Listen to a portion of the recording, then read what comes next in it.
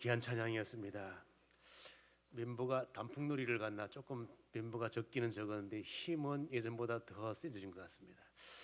힘있고 은혜로운 찬양, 우리 좋은 찬양 대주신 하나님께 영광의 박수 감사드리겠습니다. 감사합니다.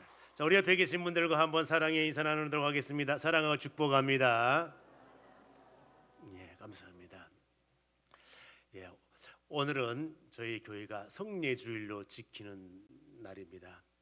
예, 성례주일 설교, 주일 설교 이렇게 따로 하지 아니하고 통합적으로 한 번에 하고 성례식 거행하도록 하겠습니다. 자, 이제 오늘 본문 말씀 중심하여 성례에 관한 것들을 살펴볼 것인데, 이제 뭐가 있어요?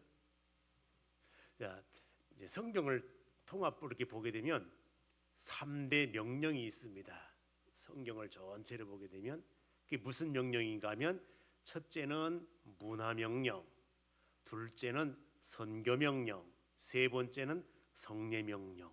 이렇게 성경 66권을 분석을 하여 세 가지 명령으로 요약을 할 수가 있습니다. 문화 명령이라고 하는 것은 무엇을 말하는가 하면, 창세기 1장에 나옵니다.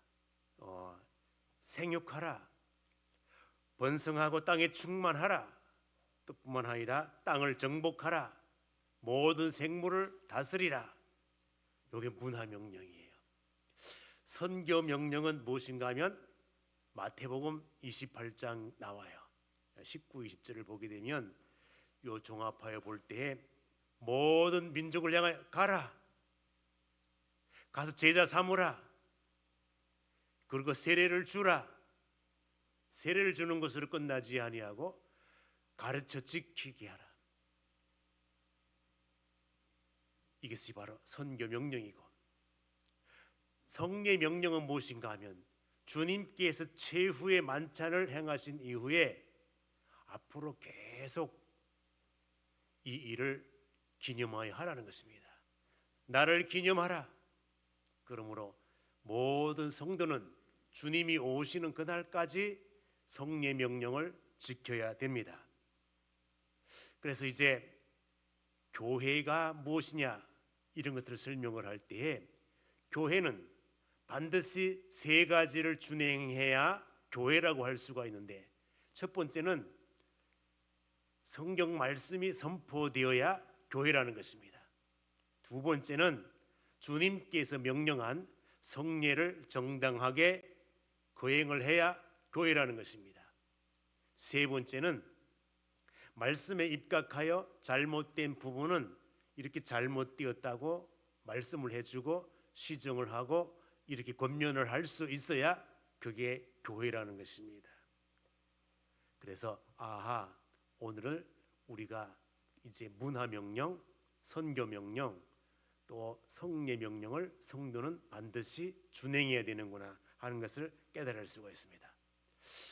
그러면 이제 교회 몇 년 다니신 분들은 성례식을 몇 번 했기 때문에 성례라고 하는 것이 무엇인지 잘 알아요. 그런데 이제 초신자들은 성례식이 무엇인지 잘 모를 수가 있거든요. 성례식이라고 할 때는 무엇을 성례식이라고 하는가 하면은 성찬식과 세례식 요 두 가지를 합하여 성례식이라 이렇게 표현합니다. 그런데 가톨릭 천주교에서는 성례를 몇 가지를 보는가 하면 7가지를 보는 거예요. 그러나 우리 이제 정통 기독교에서는 두 가지, 성찬식과 세례식, 요것만 성례식으로 이렇게 준행을 하는 것을 볼 수 있습니다. 그러면 우리가 이제 성찬식의 유래는 어떻게 흘러왔을까? 예수님께서 최후의 만찬 모든 것들을 준비할 때 떡과 포도주를 준비하고 마지막 최후의 만찬을 준행합니다. 그리고 나를 기념하라 이렇게 명령했거든요. 바울 시대에 바울이 예수님께서 성례식을 거행한 그 모습으로 나를 기념하라 했으니까 우리 시대에도 교회는 성례식을 준행해야 된다. 그래서 바울이 고린도 교회의 성례식을 지금 하는 것을 볼 수가 있는데, 이러한 역사적인 예들을 따라서 오늘날 이 시대에 우리가 지금 성례식을 거행하는 거예요. 예수님께서 말씀하셨고 바울이 그 명령을 따랐고 바울이 행한 대로 오늘날 모든 교회들이 성례식을 거행을 합니다. 자, 그러면 이제 우리가 오늘 바울이 행했던 이 성찬 예식 이 속에서 문제점을 한번 발견하고, 오늘날 우리 교회가 어떻게 해야 바른 성찬에 임하고 어떻게 해야 바른 교회를 세워가는 것인가, 그 원리들을 한번 배워보고자 합니다. 그럼 이제 바울이 성찬 예식을 거행을 하는데 너무 좋은 거예요. 그런데 그 성찬 예식에 문제가 생긴 거예요. 초대교회에는 이렇게 성찬 예식을 하는데 매주마다 모일 때마다 이 성찬 예식을 거행한 거예요. 그 어떤 문제가 생겼는가 하면은, 이분들이 성찬 예식을 거행할 때에는 여러 가지 음식도 가지고 뭐 다 가지고 오는데 빈부격차가 있는 거예요. 부자는 좋은 거 많이 가지고 올 수 있지만은 가난한 사람들은 못 가지고 오는 거예요. 저 시시한 가지고 올 수도 있고, 또 포도주도 준비해야 되잖아요. 그러면 이처럼 이거 내가 가지고 왔으니까 나 먹을 거야. 하나님의 공동체는 공동이기 때문에 네가 가져오든지 내가 가져오든지를 불문하고 공동으로 함께 나누어 먹어야 되는데, 내가 가져온 거니까 내가 먹어야 돼. 못 가져온 사람은 먹지 말라는 말인가? 고린도 교회는 이처럼 빈부격차 때문에 위화감이 조성이 되고, 또 포도주도 적당하게 우리가 뭐 마셔야 되는데 막 마셔. 그냥 달짝지근하네. 한 번 마셔봐, 두 번 마셔봐, 자꾸 마셔봐. 그러니까 취하는 거예요. 그래서 오늘 본문 말씀에 보니까 취한 자들도 있는 거예요. 그 취했다고는 헬라어 단어가 술 마시고 정신이 없을 정도로 취한 상태에 사용하는 단어가 이 단어예요.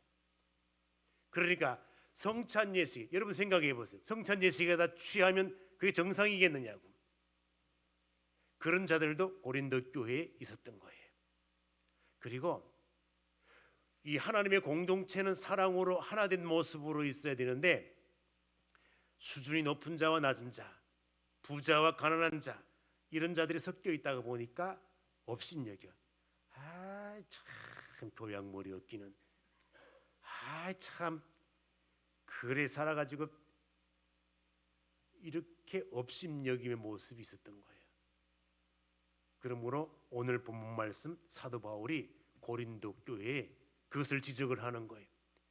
네가 하나님의 공동체 사랑으로 임해야 되는데 위화감을 조성하고 무질서한 모습으로, 술 취한 모습으로 다른 사람을 업신여기고, 이게 예수 그리스도의 사랑이냐? 그렇습니다. 업신여긴다, 이 말, 이 단어를 잘 주의해 보면, 우리가 성경 전체를 보면 하나님께서 이 업신여긴다고 하는 이곳에 집중을 합니다. 죄를 물어요. 죄를 먹어요. 자, 우리 한번 볼까요? 22절 말씀 한번 볼까요? 읽습니다. 22절 시작. 너희가 먹고 마실 집이 없느냐? 너희가 하나님의 교회를 업신여기고 빈궁한 자들을 부끄럽게 하느냐? 내가 너희에게 무슨 말을 하랴? 너희를 칭찬하랴? 이것으로 칭찬하지 않노라. 그렇습니다. 여러분 성경 전체를 볼 때에 인간이 창조주 하나님, 나를 주관하신 그 하나님을 업신여긴 때가 많아. 그래서 하나님께서 모세를 통하여 백성들이 나를 업신여긴다. 내가 전능자인데, 내가 전지하고 전능한 자인데 나를 업신여기네. 백성들이 업신여겨. 또 사람을 업신여겨. 사람을 업신여겨. 그렇습니다. 골리앗이 다윗을 업신여겨. 네가 나를 상대하러 올 때에 나를 개로 알고 막대기를 가지고 오고 뭐 그러냐? 조그만 게 나랑 싸워서 이길 줄 아느냐? 뭐 이런 식으로 업신여겨. 그렇습니다. 하나님께서는 이처럼 하나님에 대하여 사람에 대하여 업신여기는 그것을 죄로 여긴다는 거, 죄로 여기는. 그래서 인생을 많이 살아본 솔로몬이 이 업신여기는 것이 죄라 이렇게 딱 정하였습니다. 자, 그래서 여러분들이 업신여기는 것 이것이 죄구나. 사도 바울도 업신여기는 것이 죄라 이렇게 딱 설명하였습니다. 자, 그래서 여러분들이 집에 가서 솔로몬이 잠언에 업신여기는 것이 죄라고 딱 못 박은 성경 구절이 어디 있는지 한번 찾아보시고, 바울이 로마서를 통하여 업신여기는 것이 죄다 이렇게 성경 구절이 나와 있는 것이 어딘지 한번 찾아보면 참 좋을 것 같습니다. 안 찾으실 것 같아가지고 제가 조금 가까이 근접할 수 있도록 로마서 14장 정도 가면 안 나올까 이렇게 생각하고, 또 뿐만 아니라 잠언서 14장 가면 또 안 나올까 이렇게 한번 생각을 해요. 자, 여러분들이 한번 잠언서를 통하여 로마서를 통하여 업신여기는 것이 죄구나. 그러면 오늘날 우리 현대 교회가 하나님 앞에 바른 교회, 바른 공동체를 세워가려면 이 업신여김의 문제는 사라져야 되는 거예요. 여러분, 사람이 이렇게 편한 사람이 있습니다. 가면 그 사람 앞에 가게 되면 조금 허물이 있어도 괜찮아. 왜? 봐줄 거니까, 이해할 거니까. 그런데 그 사람 앞에 가기 두려운 사람이 있습니다. 뭐 하면 꼬투리 잡아, 요래 잡고 뭐 하나. 그러면 그 사람 앞에 가면 뭐 몇 가지 중에 하나는 걸리게 되어 있어. 그럼 그 사람 앞에 가고 싶을까요? 안 가고 싶을까요? 전부 다 꼬집는 사람이니까 뭐 대답을 못해. 이래서 자꾸 업신여겨. 뭐 자꾸 비판을 해. 가기 싫습니다. 그런데 이래도 좋고 저래도 좋고 둥글둥글 그냥 뭐 그럴 수 있지 뭐 그럴 수 있다. 제 아파트 바로 위층에는 매주마다 손자들이 오는 것 같아. 손자들이 오는데 어제 저녁에는 더 뛰는 것 같아. 그래서 제가 와, 손자들이 컸나 보다. 뛰는 소리가 더 커졌네. 우리 없는 손자들이 있는 거 얼마나 귀한지 몰라요. 아, 참 저 가정에는 얼마나 할아버지 할머니들 행복하겠나. 손자들 와서 제 마음이 푸근해요. 우리 없는 손자. 그런데 그 윗집 아주머니가 엘리베이터에서 만나요. 그러면 아이고 목사님 우리 애들 많이 뛰지요. 그러니까 아, 괜찮다고. 애들이니까 뛰지. 그 안 뛰면 병 걸리는 애들이에요. 그 얼마나 좋아요. 그러니까 오늘날도 교회 내에 유초등부 애들이 뛰고 뭐하고 개성을 지르고 뭐해도 그것을 감사함으로 받아야 돼요? 아니면 이래야 돼요?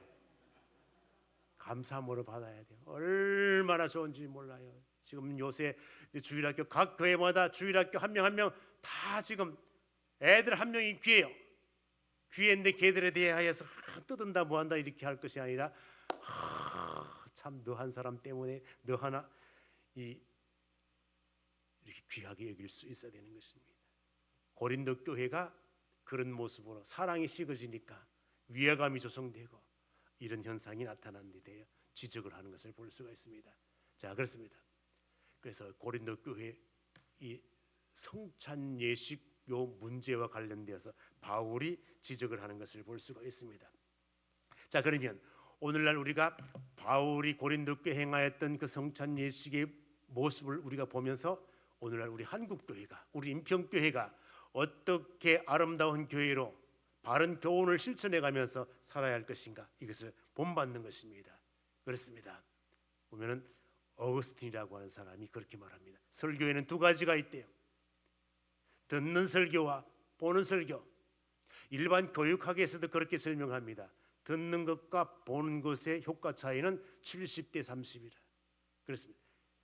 그래서 내가 기왕 설교할 때 내가 이 PPT로 무엇인가 또 본문도 띄워주고 상황도 띄워주고 이렇게 하면은 몰랐던 사실이 더 기억에 남는구나. 매일같이 칠판을, 다른 교회는 이 좋은 PPT 갖다 놓고 영상 갖다 놓고 목사 얼굴만 띄워줘. 목사 얼굴 뜯어먹고 살 일 있나? 내용을 봐야지. 내용을 봐야지. 내용을 보세요. 또 어떤 데 보게 되면은 목사님들이 죽으라고 칠판에서 시간 아까워 죽겠어. 이렇게 해가지고 나와야지. 그럼 시간도 절약하고 시가 시야들하고 뭐르다. 그렇습니다. 자, 그래서 어거스틴이 듣는 설교, 보는 설교가 있는데 성찬 예식은 보는 설교와 같다. 깨달음이 엄청나다는 거예요. 그래서 성찬 예식을 통하여 은혜가 임하고 그렇다는 거예요. 또 뿐만 아니라 우리가 이제 성찬과 관련되어서 한 가지 예를 들면 본헤퍼라고 하는 사람이 독일의 유명한 신학자예요. 또한 유명한 목회자예요.